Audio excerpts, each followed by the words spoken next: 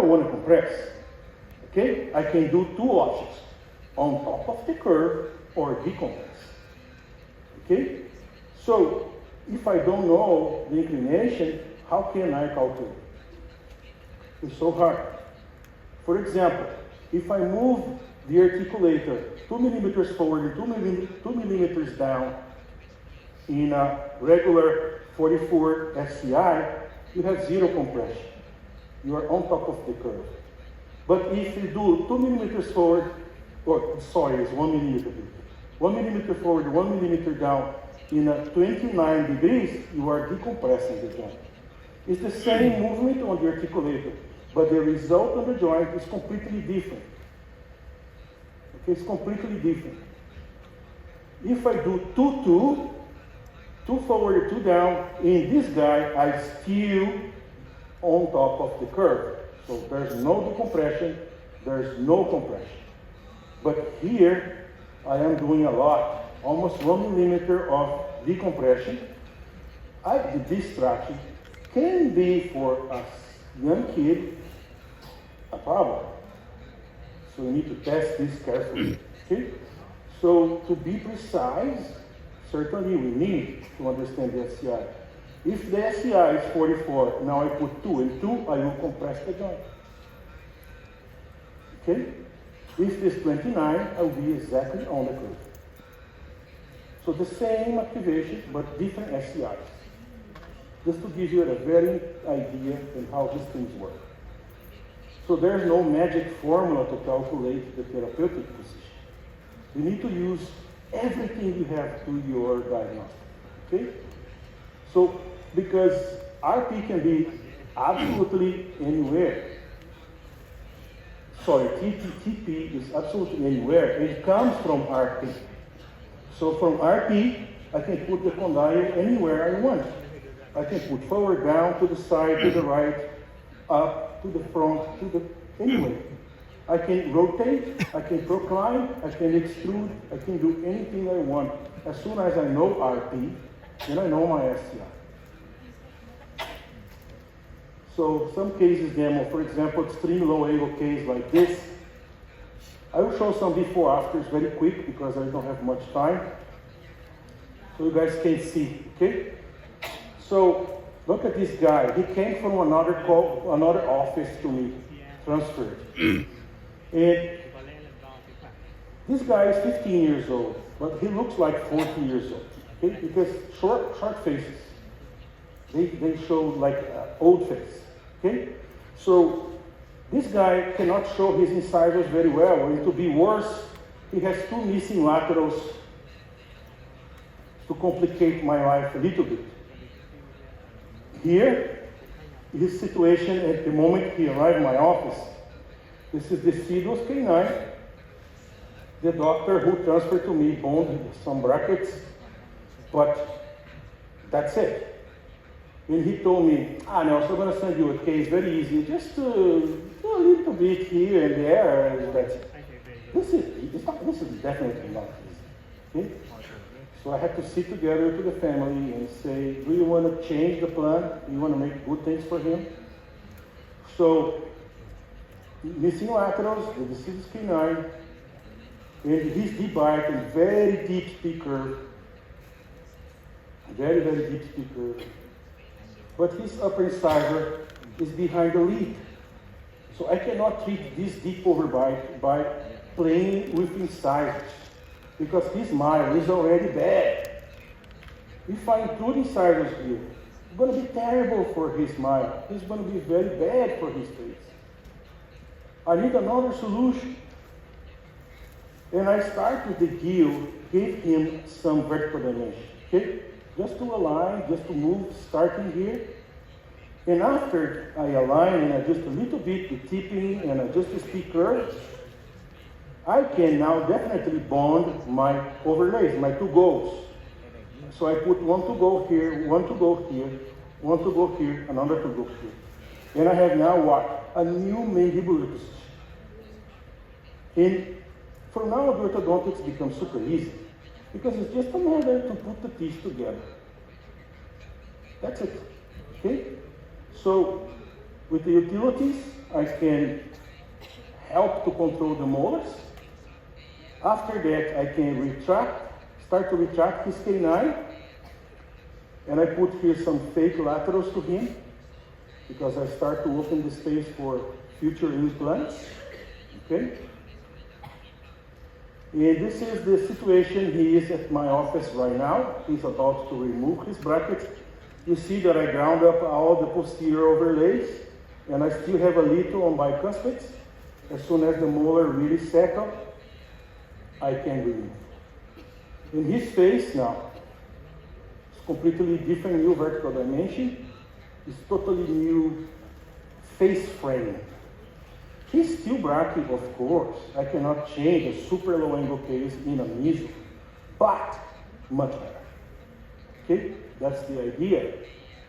Okay, and now he's smiling. He's super shy. This guy is very shy. And opening the spaces, I just need a little bit more here in his canine, and that's it. And look at his new condition. The before and after, so the occlusal plane, the straight is better aligned, but I didn't change his vertical anterior dimension. I changed the posterior condition. So we changed from here to here. And he looks younger now, in fact, but he's 2 years older. Okay, he's 18 in his profile. Really much better. Okay? So, another case, now adult, with a big crowding, some cross bites. The speed curve is also steep, not so bad as before, the previous one. When he smiles at the end, when I remove his brackets, with the same concept, okay? You can finish like this, and deliver him the appropriate guidances to maintain that situation that we create. So the after X-ray. So I didn't change much in sizes. All the changes that I induced was in the posterior hip. This is the before and after. You can see the upright of these molars in the new vertical dimension that I created. Okay, so his panoramic before.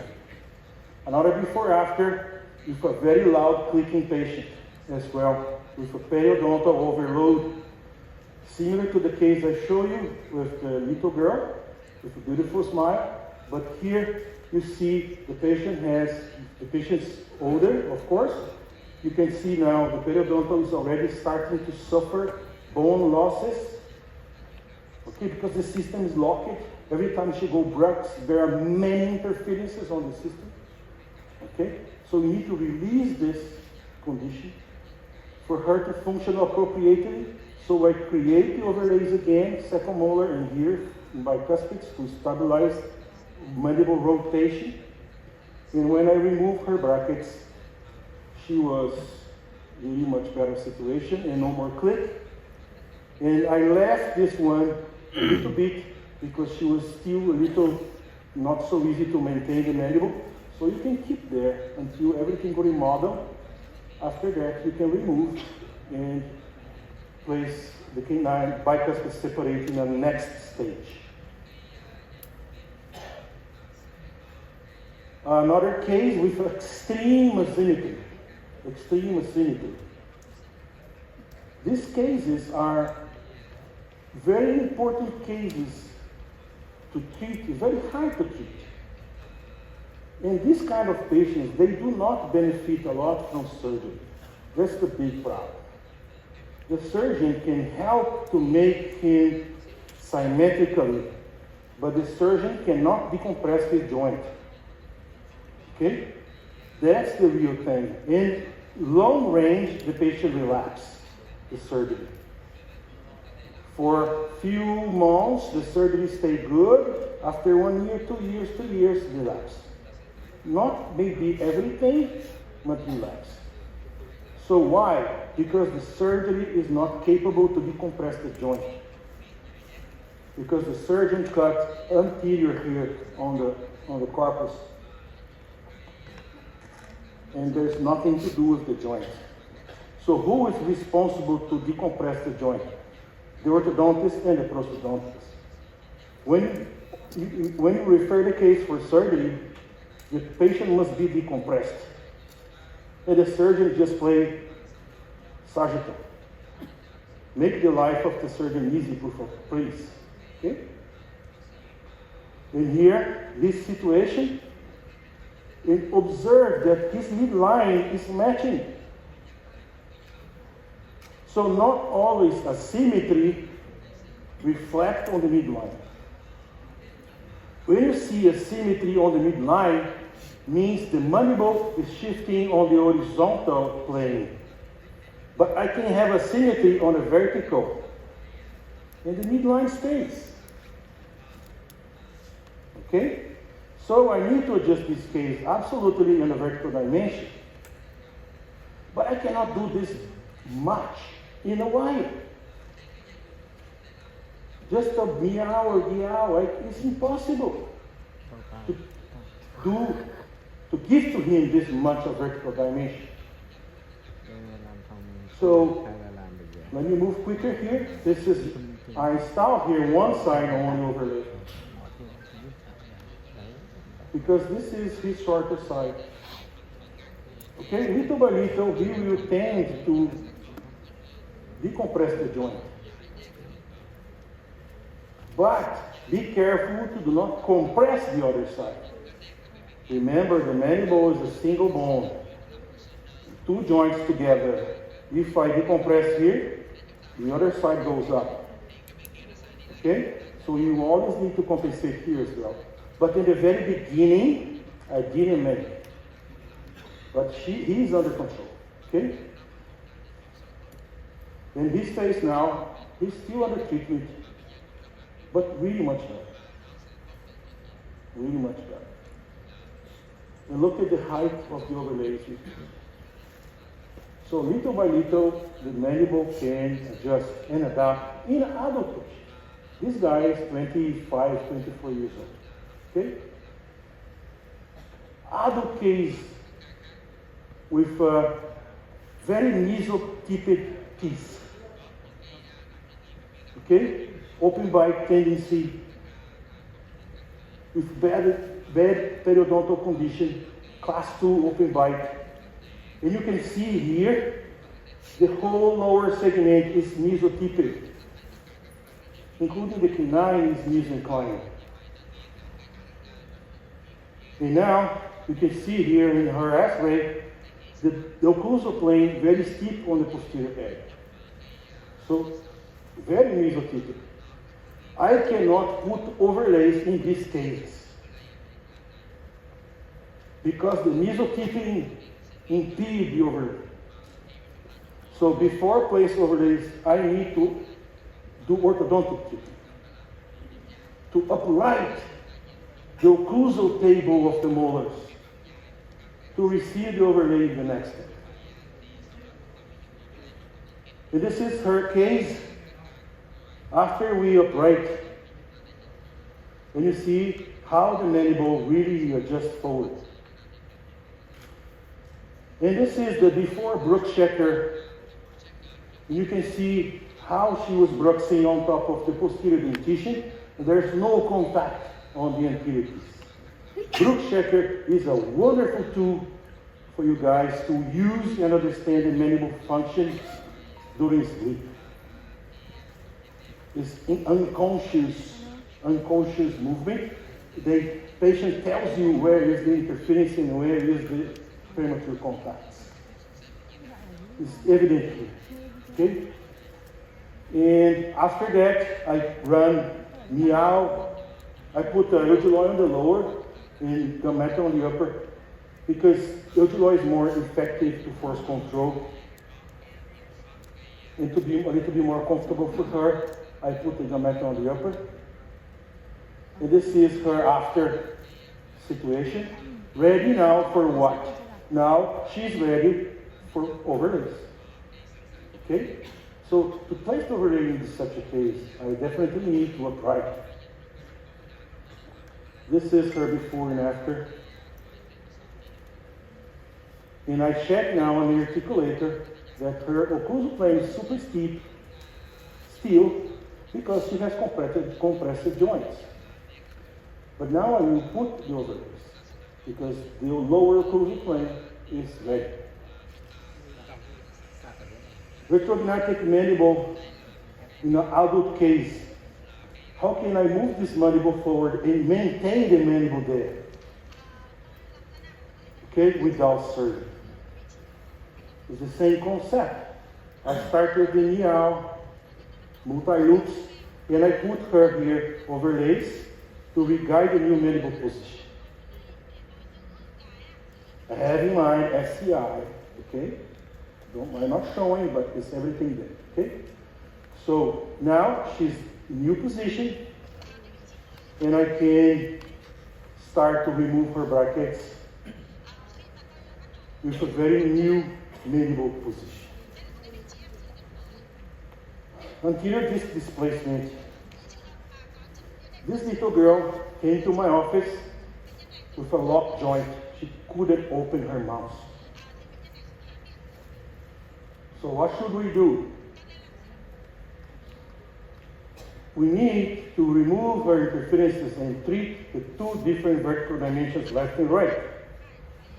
Okay, she couldn't open her left joint. So I make her condylography, everything as the way is possible. And you can see her MRI. The disc here is bent. Can you see the disc folded here? The disc is like this. So she cannot open. So how can I treat this problem? Delivering her vertical dimension. If I only move forward, I give nothing.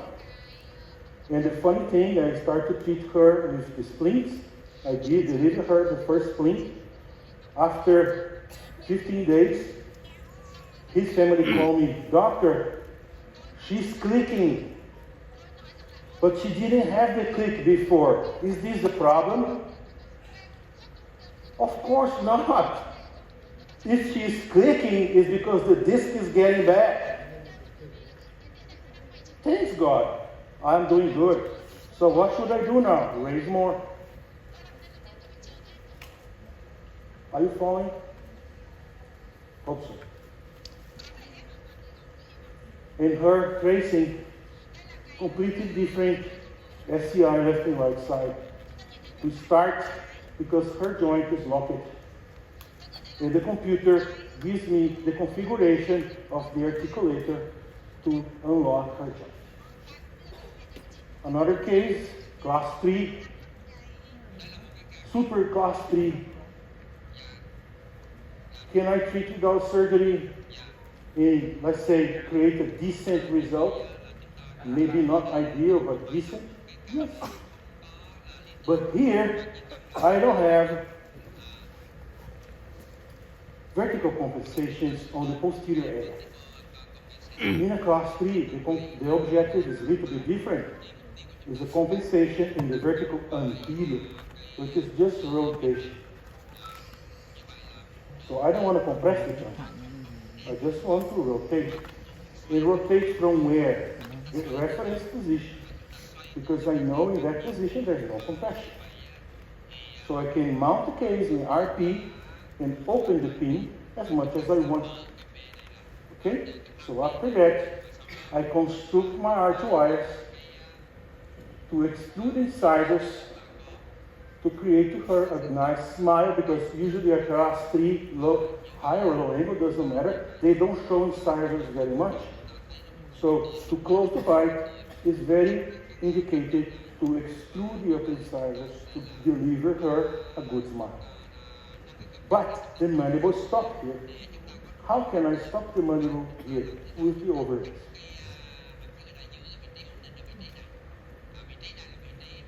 In her face before, after. Okay, no surgery. And when I have a syndrome patients like this, first and second artial branches, I receive many cases like this. How can we do? What can we do for this kind of patient? So the first and second axial branch syndrome cause her a dramatic asymmetry because the condyle doesn't exist. She doesn't have condyle. She has a little, like a little bit what you can call a condyle, okay? But there's no really a condyle. But I need to decompress because remember that both